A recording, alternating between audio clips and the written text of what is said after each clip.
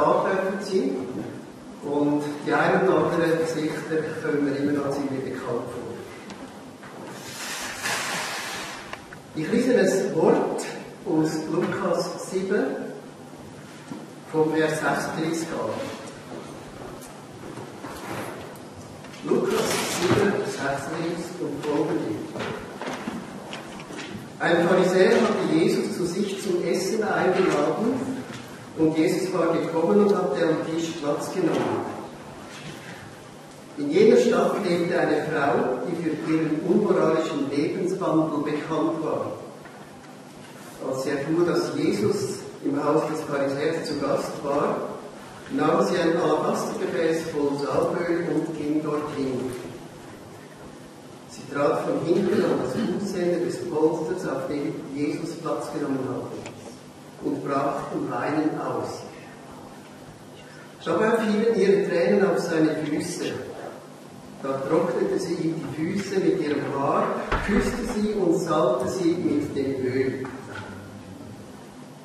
Als der Pharisäer, der Jesus eingeladen hatte, das sah, dachte er, wenn dieser Mann wirklich ein Prophet wäre, würde er die Frau kennen, von der er sich da berühren lässt. Er wüsste, was für eine sündige Person das ist. Da wandte sich Jesus zu ihm. Simon, sagte er, ich habe dir etwas zu sagen. Simon erwiderte, Meister, bitte, sprich. 2 Männer hatten Schulden bei einem Geldverleiher, begann Jesus. Der eine schuldete ihm 500 Denare, der andere 50. Und keiner der beiden konnte seine Schulden zurückzahlen. Da erließ er sie ihm. Was meinst du? Welche von den beiden wird ihm gegenüber wohl größere Dankbarkeit empfinden? Simon antwortete, ich nehme an, der, dem er die größere Schuld erlassen hat. Richtig, erwiderte Jesus. Dann wies er auf die Frau und sagte zu Simon, siehst du diese Frau? Ich bin in dein Haus gekommen und du hast mir kein Wasser für meine Füße gereicht. Sie aber hat meine Füße mit ihren Tränen genetzt und mit ihrem Haar getrocknet. Du hast mir keinen Kuss zur Begrüßung gegeben. Sie aber hat, seit ich hier bin, nicht aufgehört, meine Füße zu küssen. Du hast meinen Kopf nicht einmal mit gewöhnlichem Öl gesalbt. Sie aber hat meine Füße mit kostbarem Öl gesalbt. Ich kann dir sagen, woher das kommt. Ihre vielen Sünden sind ihr vergeben worden. Darum hat sie mir viel Liebe erklärt. Wem aber wenig vergeben wird, der liebt auch wenig. Und zu der Frau sagte Jesus, deine Sünden sind dir vergeben. Ich habe schon Druck gehabt. Wollen wir nochmal?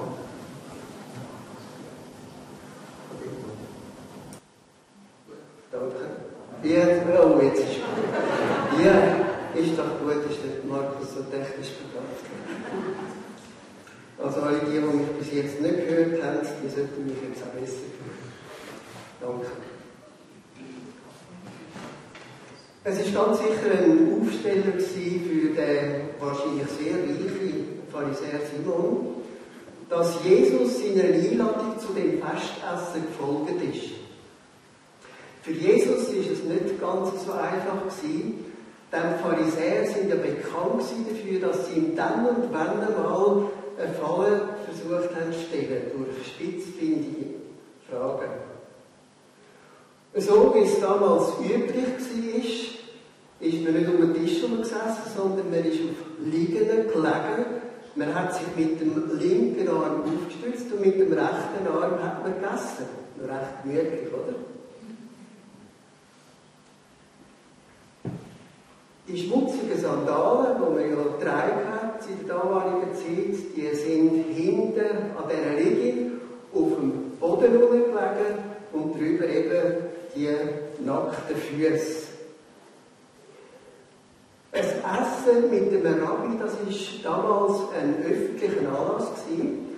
der hat also jedermanns Recht gehabt, mal vorbeizuschauen und den Rabbi auch noch ein bisschen kennenzulernen und zu hören.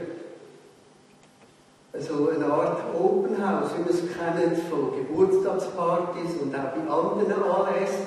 Und als ich so über das nachgedacht habe, habe ich mir sagen, eigentlich wäre das ja das Motto für jede Gemeinde. Open House. Jede und jeder soll sich willkommen heißen, wenn man da reinkommt. Und zwar unvoreingenommen, praktisch und nicht nur einfach theoretisch. Und bei so einer Offenheit kann es ja mal zu einer Störung kommen, wo man auf einmal ein bisschen ins Schleudern kommt. Und wenn man aber so eine Störung zulässt, dann kann in dem Zusammenhang sehr vieles in Bewegung kommen, wo Leben auch auf den Kopf gestellt wird. Das Thema heute Morgen zu dem Text, den ich vorher gelesen habe, eine Störung als Chance zur Klärung. Schauen wir mal den ersten Teil an dazu. Ein störender Besuch.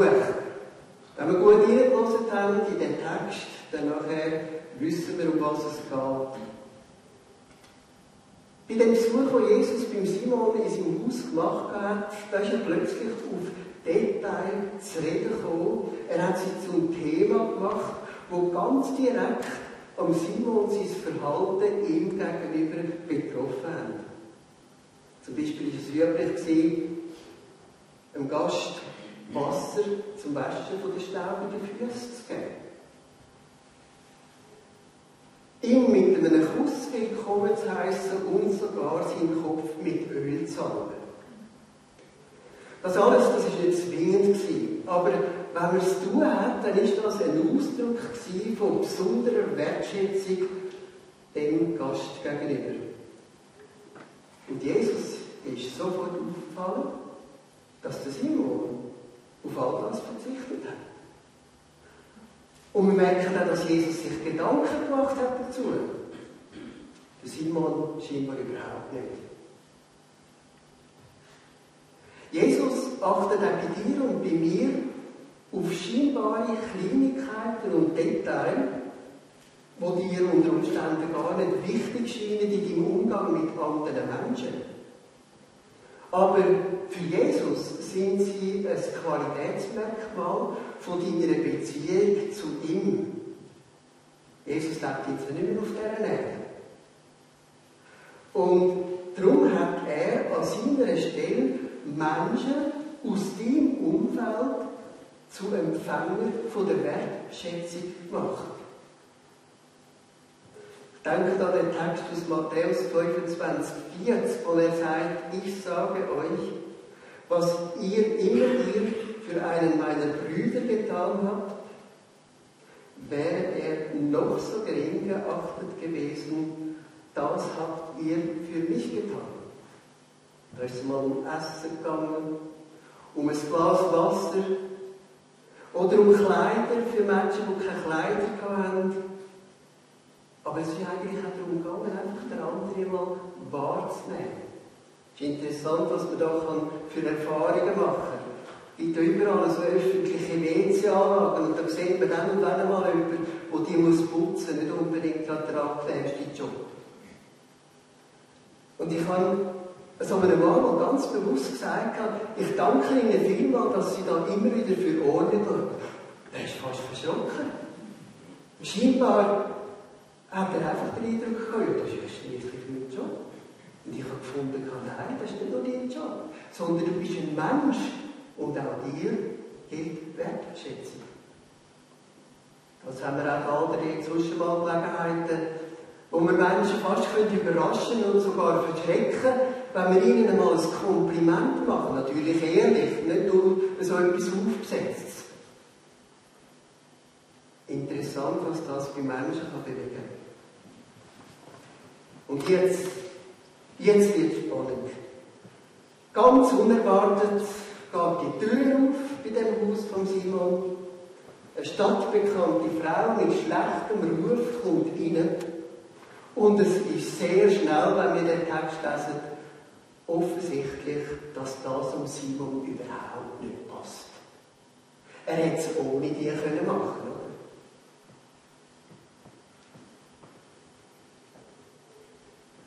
Die Frau vor die Tür zu stellen, hätte er sich in der damaligen Kultur aber nicht leisten können. Es ist anzunehmen, dass zwischen Jesus und dieser Frau bereits eine Begegnung stattgefunden hat, eine Beziehung geworden ist. Auf jeden Fall hat die Frau ihn gekannt. Sie hat gewusst, wo er ist. Und was sich jetzt so alles abspielt, dem sage ich, das ist eine kleine Fußgeschichte. Eine Fußgeschichte. Einmal mehr hat es die Füße von dieser Frau dort angezogen, wo Jesus war. Und wo sie in den Raum hineingekommen ist, was entdeckt sie? Die Füße von Jesus.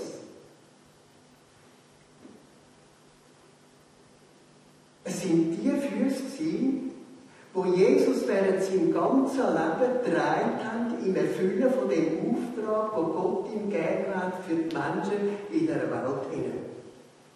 Es sind die Füße, die bis zum Kreuz ihn getragen haben und wo dort dann durchbohrt worden sind. Unheimlich schmerzvoll. Aber ich frage mich, hat die Frau allenfalls so wie eine Ahnung gehabt, im Blick auf die Prophetie, die auf ihn hingewiesen hat? Hat sie tiefer gesehen? Hat sie weiter gesehen? Hat sie vielleicht Kenntnis gehabt von dem Wort in Jesaja 53? Er nahm unsere Krankheiten auf sich und trug unsere Schmerzen und wir dachten, er wäre von Gott geächtet, geschlagen und erniedrigt.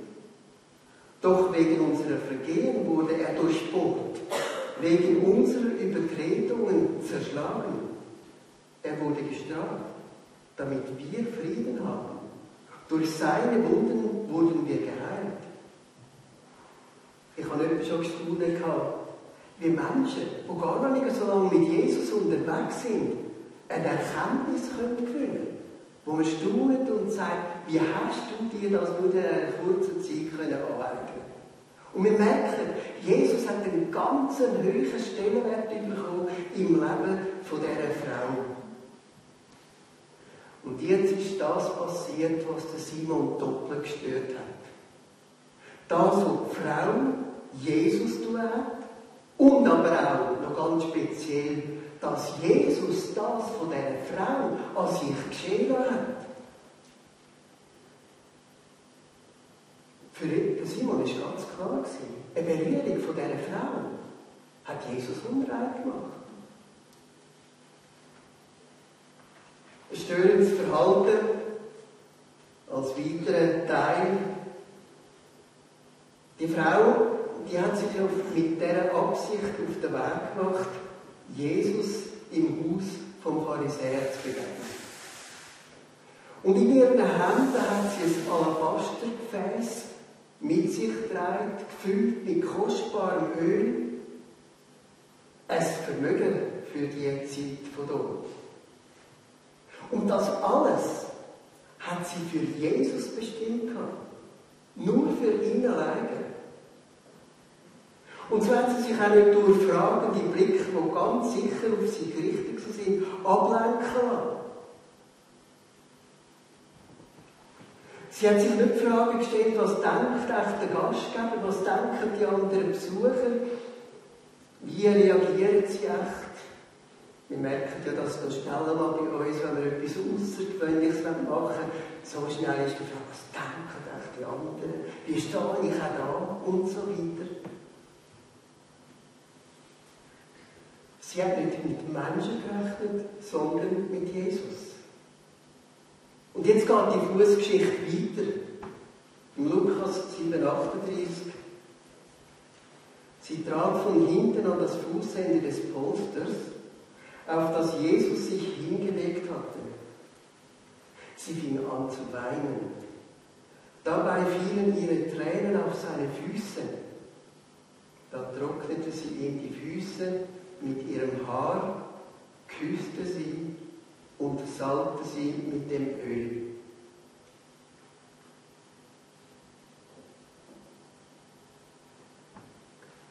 Ich finde die Passage total packend. Die fährt einem so richtig ein. Die Fußgeschichte stellt Wort wirklich alles auf den Kopf. Die Frau, die sucht sich nicht einen besonderen Platz in diesem Raum hinein. Sie will nicht auffallen. Sie nimmt den Platz ein, dort hinten bei den Füßen, wo normalerweise Diener gestanden sind. Und dann fängt sie an zu brüllen. Und die Tränen, die sind scheinbar ziemlich reichlich ausgefallen. Auf jeden Fall sind die Füße von Jesus nass geworden. Sind das Tränen von der Freude, dass sie ihn kennengelernt hat, irgendwann vorher. Und dass sie jetzt da sein, wo er ist. Sind es Tränen von der Dankbarkeit über dem, was ihr durch Jesus ins Leben hineingegeben worden ist.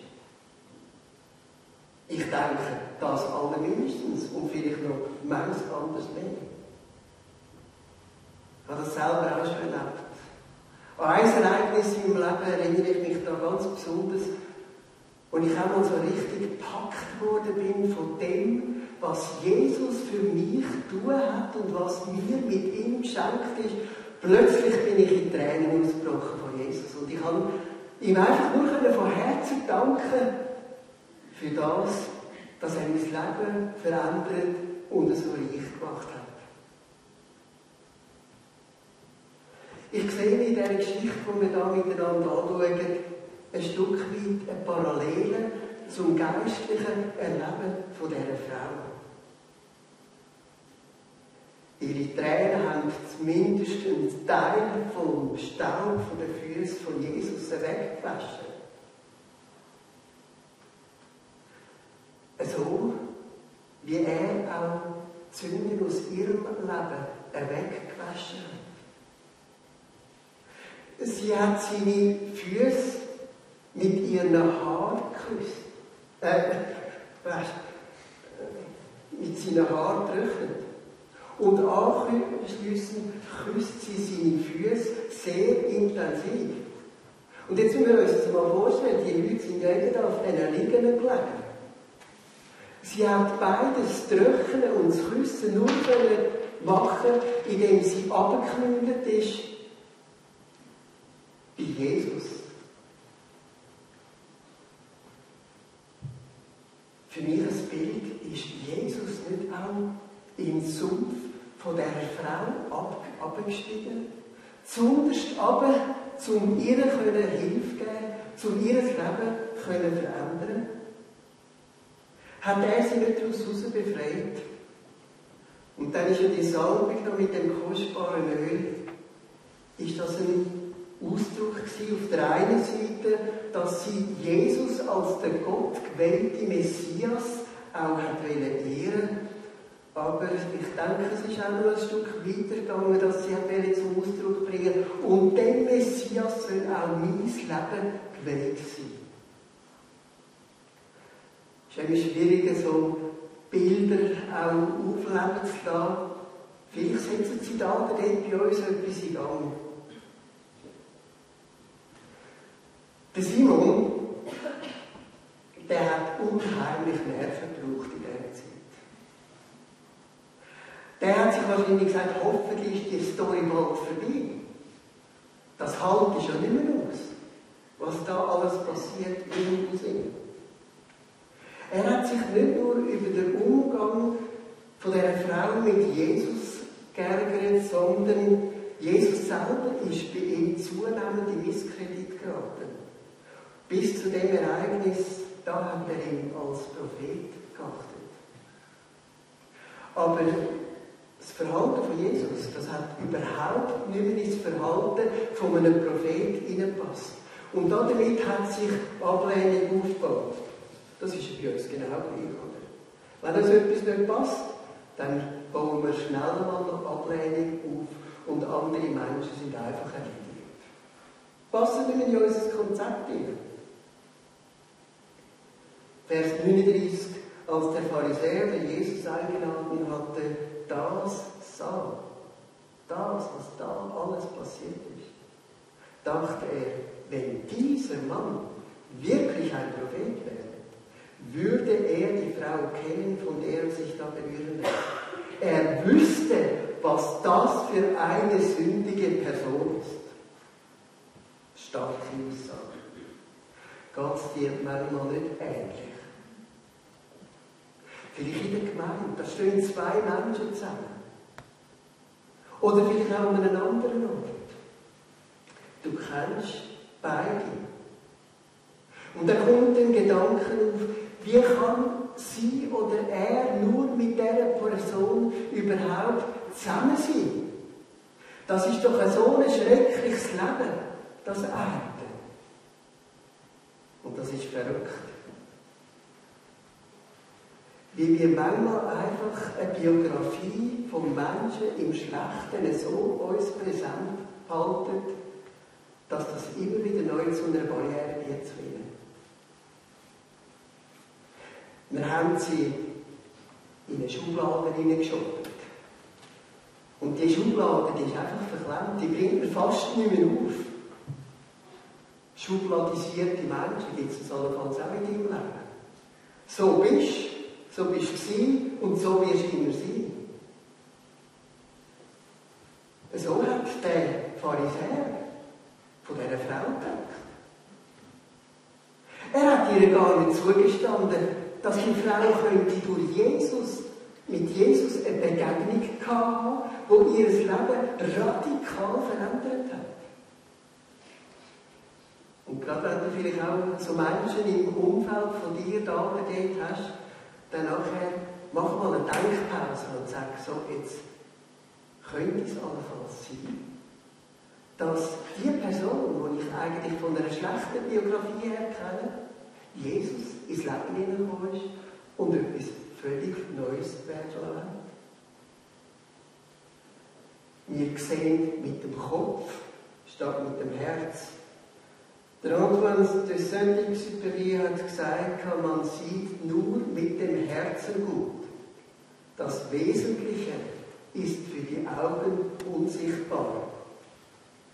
Und genau das, der Ausspruch, der trifft so gut auf die Situation zu. Erklärendes Wort. Jesus kennt die Gedanken von Simon ihm gegenüber. Aber er überfährt ihn jetzt nicht. Er hält ihm keine Standpauke. Er setzt ihm ein Signal, Simon, eigentlich würde ich gerne mit dir reden. Vers 40. Aber er überlässt es ihm, auf die Einladung zu reagieren. Und ich staune noch mal mehr, was Jesus für eine feine Art hat, wenn er uns begegnet. Und so möchte er auch Simon einen Einblick ins Wesentliche geben, in das, was wirklich zählt. Nämlich die Möglichkeit, seinen Standpunkt zu überdenken und dann auch, wenn er parat ist dazu, zu korrigieren. Der Simon gibt ihm wirklich grünes Licht. Und da erzählt ihm Jesus die Beispielgeschichte, die wir sicher schon da und dort mal gehört haben, von diesen beiden Schuldner und dem Gläubiger. Der eine schuldet ihm 500 Denar, mehr als ein Jahresverdienst, der andere 50 Denar, 50 Tagesverdienst, rechte Summen. Und da ist ihnen gemeinsam, dass beide zusammen ihre Schulden zurückzahlen können. Das Gewaltige passiert, der Gläubiger erlässt beide einfach die Schuld. Ich weiss nicht, ob es heute Morgen Leute hat, die Schulden haben, die es darunter liegen. Was ich sage, so ein Gläubiger käme dann sehr gelegen. Jesus stellt dem Simon eine rhetorische Frage. Da liegt ja immer die Antwort schon auf der Hand. Welcher von den beiden wird ihm gegenüber wohl größere Dankbarkeit empfinden? Die Antwort von Simon fällt recht vorsichtig aus. Er sagt, ich nehme an, dem er die größere Schuld erlassen hat. Und so kommt es von Jesus ihm entgegen, richtig. Richtig, Simon. Du hast es getroffen. Und jetzt passiert ein Szenenwechsel in dem ganzen Geschehen. Vers 44. Siehst du diese Frau? Und der Simon, ich kann mir das gerade vorstellen, der hat sich auf keinen Fall gewünscht, die Frau anzuschauen. Und jetzt sagt Jesus, siehst du die Frau? Ich will, dass du sie anschaust. Die grosse, die stadtbekannte Frau. Und jetzt stellt Jesus das, was die Frau für ihn tun hat, dem gegenüber, wo der Simon unterlassen hat. Vers 44 bis 46 können wir das sagen. Und dann kommt er zu dem Schluss, ich kann dir sagen, woher das kommt. Was der Unterschied zwischen ihr und dir ausmacht. Ihre vielen Sünden sind ihr vergeben worden, darum hat sie mir viel Liebe erwiesen. Wem aber wenig vergeben wird, der liebt auch wenig. Die Worte von Jesus, die rufen nach einer Erklärung. Sie laden den Simon ein, sich zu fragen, ob es in seinem Leben so wenig oder gar keine Sünde gibt. Oder abstrakt gesagt, dass er 10-mal weniger Vergebung nötig hat als die Frau. Und demzufolge auch sein Liebesquotient entsprechend tief ausfällt. Man kann eine rein formale Liebe haben zu Jesus. Aber man kann auch eine brennende Liebe haben, wo der ganze Mensch dahinter steht. Und diese beiden Realitäten begegnen uns in diesen so verschiedenen Personen. Was Simon aus dieser Störung und dem Gespräch von Jesus mit ihm gemacht hat, erfahren wir nicht in dem Text. Aber Jesus hat Simon eine offensichtliche Gelegenheit gegeben, dass er seine Situation klären kann. Das war seine Chance. Das bewusste oder das konkrete Bewusstmachen von der erfahrenen Vergebung und Veränderung vom Leben durch Jesus hat einen ganz entscheidenden Einfluss darauf, wie stark die Liebe zu Jesus in unserem Leben zum Ausdruck kommt. Das wird so richtig rausgestrichen auch in dem Text. Der Paulus, er hat den Jesus auch ganz stark erlebt. Und von ihm lesen wir im 1. Timotheus 1, Vers 4, geradezu überwältigend war die Gnade, die unser Herr mir erwiesen hat. Im Vers 16, da bezeichnet er sich als größter Sünder. Und sie hat in mir einen Glauben und eine Liebe entstehen lassen, wie sie nur durch Jesus Christus möglich ist. Ich schließe, die Frau, zu der Jesus in dieser ganzen Zeit kein einziges Wort gesagt hat, überkommt jetzt eine ermutigende Bestätigung von ihm für das, was bei ihr Wirklichkeit ist. Deine Sünden sind dir vergeben. Gewaltig. Gewaltig. Dein Glaube hat dich gerettet. Geh in Frieden. Ich weiss nicht, ob Jesus dich vielleicht heute Morgen gestört hat. Durch einen Mensch. Durch etwas anderes. Ein Teil aus dieser Predigt raus. Einfach findest, das hätte ich nicht unbedingt gebraucht. Denk mal darüber nach, ob das vielleicht auch noch eine tiefere Bedeutung haben könnte. Könnte das vielleicht auch damit zu tun haben, dass du deine Beziehung zu Jesus fehl einschätzen tust? Dass du etwas denkst, was gar nicht ist. Und weil dich Jesus so gerne hat, lade dich ein. Eine Störung, als eine Chance zur Erklärung zu nehmen. Und ich wünsche dir auf jeden Fall den Mut, ob es heute oder in den nächsten Wochen ist, dass du gestört wirst, dich auf eine Klärung einzulassen. Eine Klärung, die dich auf klaren Kurs bringt. Eine Klärung, die die Liebe von Jesus auch in dein Herz und Leben so erfasst, dass es einfach anfängt, Kreise zu ziehen. So, wie es bei dieser Frau passiert ist. Wir werden daran beten.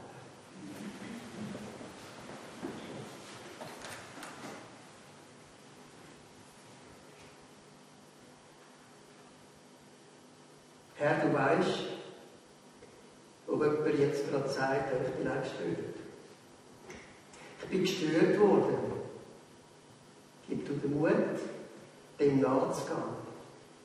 Und hinter all dem nicht einfach etwas Störendes zu sehen, sondern vielmehr dich zu sehen, wo du einlädst, um Klärungen ins Leben hineinzubringen. Lass es bei mir, lass es bei uns allen dürfen so sein, dass wir nicht in einer formalen Liebe zu dir leben, sondern in einer Liebe, die wirklich unsere Herzen immer wieder neu in Bewegung setzt. Eine Liebe, die auch Kreise zieht und auch zu anderen Menschen hinkommt. Danke dürfen wir mit dir, mit der Kraft von deinem Geist sprechen.